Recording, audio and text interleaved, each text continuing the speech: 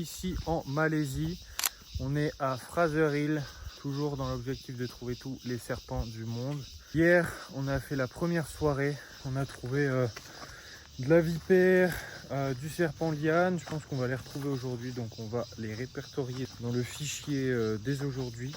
Là, on va se faire une petite balade avant la tombée de la nuit, histoire d'essayer de, je sais pas, voir autre chose même que des serpents. Et ensuite, ce soir, le plan, c'est de trouver des drainage ditch très profonds, qui est apparemment le spot autour d'ici. Et donc, on va essayer de trouver voilà, tous les targets les plus rares qu'on s'est mis. Je vais vous mettre tous les niveaux. Donc, j'ai fait un niveau facile, un niveau moyen, un niveau difficile, un niveau très rare et un niveau impossible. J'espère ce soir, on verra notre premier blue coral ou alors un petit boiga ou les deux. Ce serait vraiment cool de voir une nouvelle espèce, parce que hier c'est vrai qu'on a vu des nouvelles espèces de vipères. C'était très similaire aux autres vipères qu'on a pu voir en Thaïlande. Donc ça fait toujours plaisir de voir des serpents, mais c'est vrai qu'on s'attendait à plus de variétés. Ce soir, avec un peu de chance, on aura ce qu'on mérite. Donc là, l'environnement il ressemble à ça. Et après, on a au milieu de la forêt, hein, bon, il y a quand même un trail à suivre, mais on est au milieu de rien. J'ai l'impression que c'est beaucoup plus dur. Voilà, j'allais dire, il y a des, c'est la cinquième qu'on croise là depuis tout à l'heure, d'araignées comme ça. Ce que je disais par rapport aux toiles d'araignée, une pile à hauteur de tête en plein milieu du chemin, avec sa grosse tête là. Bah, c'est pas dangereux, mais c'est quand même relou de se manger une toile d'araignée et une araignée en plein dans le nez. Récemment, j'ai appris un truc, parce que je me suis posé la question, donc j'ai regardé, je me suis informé. Je me suis toujours demandé comment est-ce que les araignées arrivaient à se tenir d'un arbre à l'autre, c'est-à-dire faire leur toile d'un arbre à l'autre. Je me suis demandé si elles passaient par le sol, si je sais pas ce qu'elles faisaient honnêtement. Chaque réponse était assez vague. Et récemment, j'ai trouvé la réponse. Donc vous mettiez votre réponse en commentaire. Moi, j'aurais jamais deviné personnellement. Donc sans tricher, mettez la réponse en commentaire. Comment est-ce que les araignées font pour attacher une toile d'un arbre à un autre? Bon bah c'est magnifique tout ça. Premier serpent de la journée. Toujours en daytime. La nuit n'est toujours pas tombée. Et on a ce que je pense être du coup une Nebularis. On n'en a trouvé qu'une seule hier. Donc c'est vraiment sympa ça. C'est une très bonne nouvelle. Hyper belle vipère, arboricole, en chasse, à longueur de temps. J'en ai jamais vu qui sont pas en position de chasse ou qui dorment quoi. Et ce que vous entendez, ce petit bruit, c'est des grenouilles qui se cachent là-dedans. Alors, je sais pas si on pourra la voir là. C'est un peu galère, mais en gros là-dedans, il y a une petite grenouille. À mon avis, elle, non seulement elle l'entend, mais elle la sent. Elle attend qu'elle sorte pour faire son taf. Bon, ça m'énerve un peu parce que c'est hyper dur d'identifier certaines espèces de vipères. Parce qu'elles se ressemblent énormément en fait. Donc là, celle qu'on vient de voir, moi j'avais envie de partir du principe que c'était une Nebularis par rapport aux recherches que j'ai faites. Mais là, on vient de voir un panneau avec marqué Hagen Speed Viper et elle ressemble quand même très fortement. Sauf que j'ai vu des spots de Hagens dans la région et elles ont des points blancs sur le corps, ce qui les rend vraiment très stylés. J'avais très envie de les voir. Donc là, je suis en train de demander, soit il y a une erreur sur le panneau qu'on vient de voir, soit il y a un dimorphisme sexuel entre mâle et femelle, ou alors à un certain âge, ils développent les points blancs. Mais c'est hyper relou, parce que du coup là, on sait pas, va falloir faire des recherches, peut-être même demander à des gens, parce que les IA, c'est vraiment pas les meilleurs à demander, et sur internet, on n'aura peut-être pas la réponse. Le trail est fini, on a trouvé la petite vipère, rien d'autre de bien fou. Donc ce soir, le plan d'action est très simple. Trouver l'endroit avec les drainage ditch sur le côté. Donc en gros, c'est des gros trous qui sont en gros des genres d'égouts, mais pas comme on l'entend chez nous. Il y a beaucoup de serpents dedans apparemment parce que la moitié des espèces qui tombent dedans n'arrivent pas à en ressortir. Ça fait plus de chances de les trouver. On va recruiser aussi la zone. Pour ceux qui ne savent pas ce que ça veut dire en gros rouler à une faible allure en attendant qu'il y ait un serpent qui traverse la route. Et c'est une des techniques les plus utilisées, je pense, par les chercheurs de serpents à travers le monde, parce qu'en gros tu couvres une zone très large en peu de temps. Donc tu vas vite et tu couvres des kilomètres en très peu de temps. Donc c'est plus efficace pour certaines espèces que de chercher dans la forêt à pied. Quand même assez stylé. On est reparti pour la nuit. On cherche les deep drainage ditch dans lesquels les serpents sont coincés. Et entre temps, du coup, on va retrousser la route avec le conducteur, le monstre. Et je prie, putain, qu'on ait un truc bien. Au moins juste une nouvelle espèce. Mais pas forcément les trucs les plus rares, juste des espèces qu'on n'a pas vues, ce serait déjà très très bien. Je me pose parfois en mirador, je m'assois ici.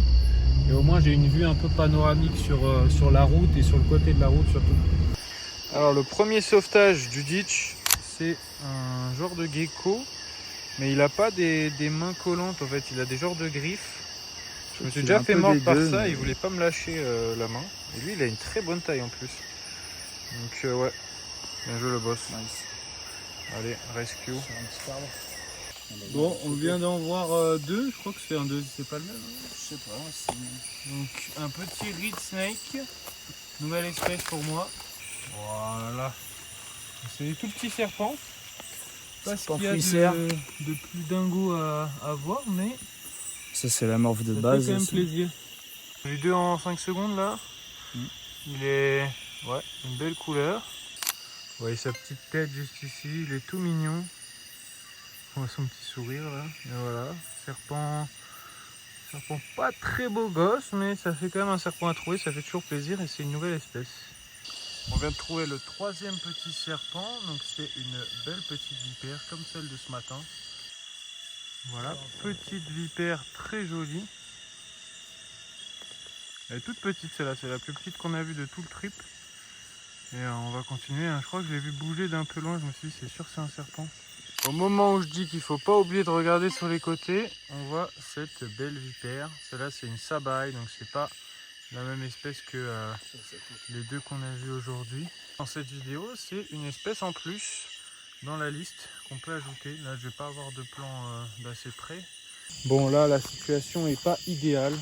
On trouve quand même des serpents, hein, comme vous avez vu, mais c'est des serpents qu'on voit beaucoup, des serpents assez communs. Hein, comme vous voyez dans la liste que je vous ai montré, c'est des serpents qui sont faciles à trouver. Et la preuve, on en a trouvé vraiment beaucoup. Donc c'est très frustrant de voir des vidéos, de voir des spots et de savoir qu'il y a énormément de diversité et que on n'a vraiment pas beaucoup de chance pour l'instant. Alors premier serpent intéressant, mais encore une fois qu'on a déjà vu, une petite vipère dans le ditch, tranquillou, en train d'attendre sa proie. Elle est toute petite, c'est vraiment mignon. On va sortir la petite vipère quand même du ditch parce qu'on n'est pas sûr qu'elle puisse en ressortir. Et donc trouver toute la nourriture dont elle a besoin. Donc on va la foutre un petit peu dans les airs juste ici. Donc ça va pas être très dur. Voilà. Elle n'a pas bougé, comme une statue.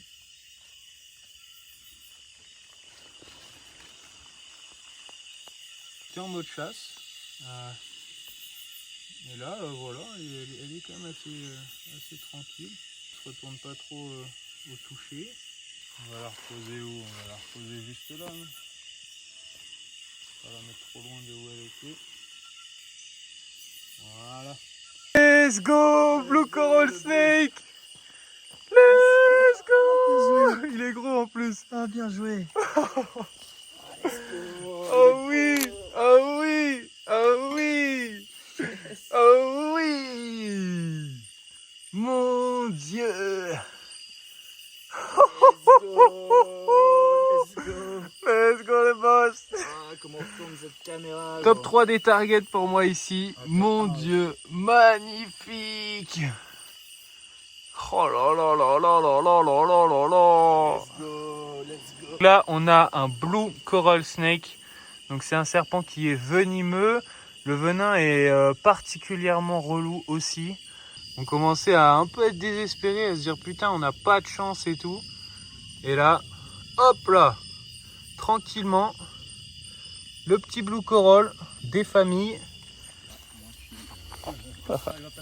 Non. Bon, là, il s'est passé quelque chose d'imprévu, il a sauté. Let's go.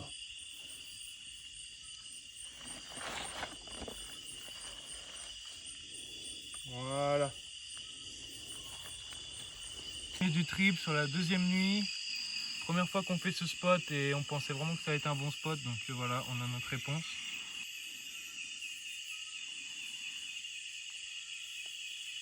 J'essaie de faire quand même un minimum gaffe parce que vu que c'est un petit spécimen, il peut se retourner très vite. Quand je vous dis que les vipères sont partout, elles sont vraiment partout. C'est assez bluffant d'ailleurs. Je vous mens pas, hein, regardez où on est. Hein. On est vraiment au milieu de la route. C'est là qu'on a trouvé le blue coral dans un ditch. Et à côté, il y a une vipère. Et ça, c'est celle que je vois. Bon bah les gars, Soulève-moi le belly là. je viens de tomber sur ça. Regardez-moi ça. Un autre coral snake que j'avais complètement oublié qu'on cherchait. Et alors lui, il a un belly checkered. Ouais, voilà, c'est lui. Mon Dieu. Incroyable. Oh, incroyable. Cool là. C'est pas grave, j'ai les fenêtres ouvertes. Let's go.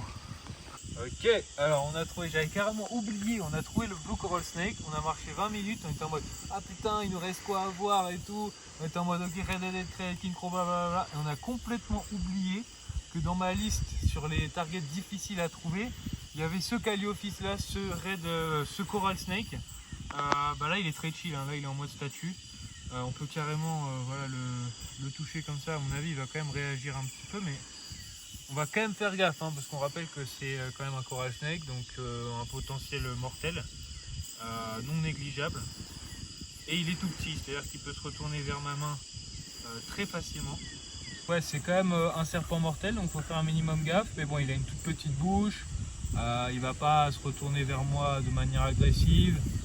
Là en plus, je le manipule avec le crochet. Il est tellement petit qu'il y a du vent, ça l'a fait bouger quoi. Ça doit être un mode de défense. What? La soirée a pris un tournant. On a trouvé du coup deux des targets difficiles que je me suis mis en objectif sur Fraser Hill en 20 minutes. Deux serpents mortels, deux coral snakes, potentiellement mortels en tout cas. Le deuxième on avait oublié complètement qu'on le cherchait. Mais c'est génial, on va continuer un petit peu à road cruiser, un petit peu à regarder. Bon bah, beau road cruising, on vient de trouver un autre coral snake, donc c'est magnifique. Premier serpent qu'on arrive à road cruiser, c'est vrai que on avait un petit peu perdu espoir en le road cruising, mais voilà, coral snake, donc c'est génial. Donc c'est le même que celui de tout à l'heure, et ça fait toujours très plaisir.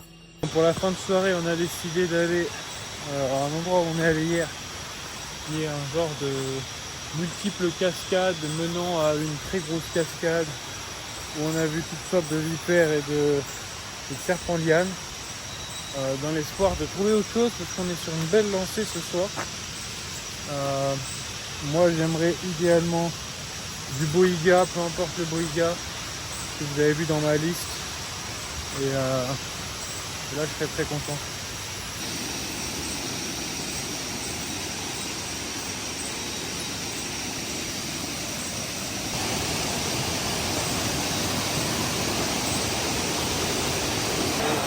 Comme vous voyez là-bas, on a une petite vipère qu'on a vue hier aussi, mais qui était partie.